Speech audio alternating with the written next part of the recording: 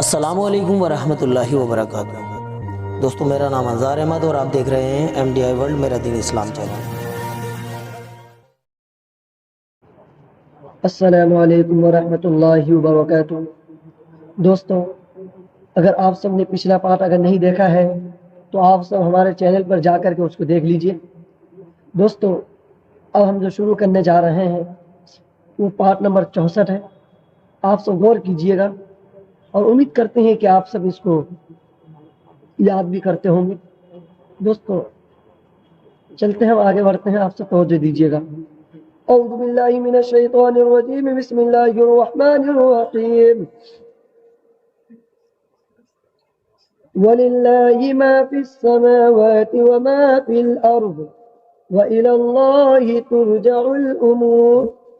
कुंतुम खैरा उम्मतिन उखरिजत लिन्नास तअमुरूना बिल मारूफ व तनहौना अनिल मुनकर व तु'मिनूना बिल्लाह वलौ आमन अहलुल किताब लकान खैरन लहुम मिनहुमुल मुमिनून व अक्सरुहुमुल फासिकून। लन यदुर्रुकुम इल्ला अज़ा व इन युक़ातिलूकुम युवल्लूकुमुल अदबार सुम्मा ला युंसरून। ضربت عليهم الذلة أينما ثقفوا إلا بحبل من الله وحبل من الناس وباءوا بغضب من الله وضربت عليهم المسكنة ذلك بأنهم كانوا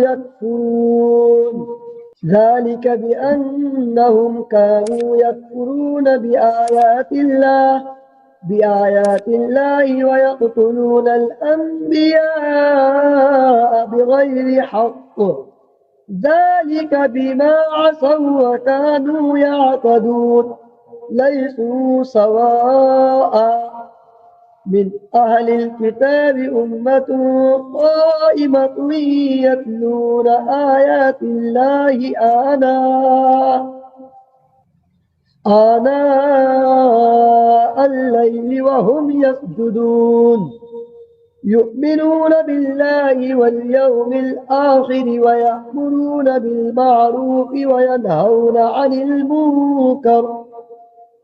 المنكر ويسارعون في الخيرات وأولئك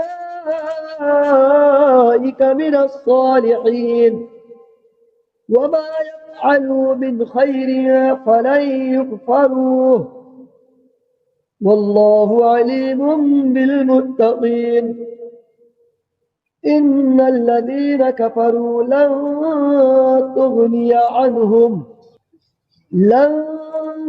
تغني عنهم أموالهم ولا أولادهم من الله شيئا وأولئك أصحاب النار هم فيها خالدون. مثل ما ينفقون في هذه الحياة الدنيا كمثل ريح فيها سر أصابت حرث قوم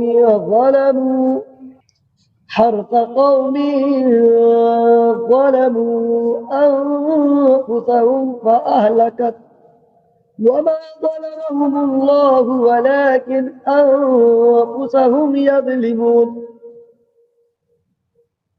يا أيها الذين آمنوا لا تتخذوا بطانة من دونكم لا يألونكم خبالا ودوا ما عنتم قد بدت البغضاء من أفواههم وما تخفي صدورهم أكبر قد بينا لكم الآيات إن كنتم تعقلون. ها أنتم هؤلاء تحبونهم ولا يحبونكم وتؤمنون بالكتاب كله وإذا لقوكم قالوا آمنا وإذا خلوا عضوا عليكم الأنامل من الغيظ قل موتوا بغيظكم إن الله عليم بذات الصدور إن تمسسكم حسنة तसूहुम। दोस्तों ये जो वाव देख रहे हैं वाव को नहीं पढ़ेंगे, सीन को हमजा के साथ मिलाएंगे और झटके के साथ बोलेंगे दोस्तों। तसूहुम व इन तुसिबुकुम सय्यअतुन यफरहू बिहा व इन तस्बिरू व तत्तकू ला यदुर्रुकुम कैदुहुम शैआ इन्नल्लाह बिमा यअमलून मुहीत وإذ غدوت من أهلك تبوئ المؤمنين مقاعد للقتال والله سميع عليم إذا همت طائفتان منكم أن تفشلا والله وليهما وعلى الله فليتوكل المؤمنون وَلَقَدْ نَصَرَكُمُ اللَّهُ بِبَدْرٍ وَأَنْتُمْ أَذِلَّةٌ। दोस्तों ये आज का सबक हुआ है। इंशाअल्लाह कल के सबक के लिए फिर हम कल मिलेंगे।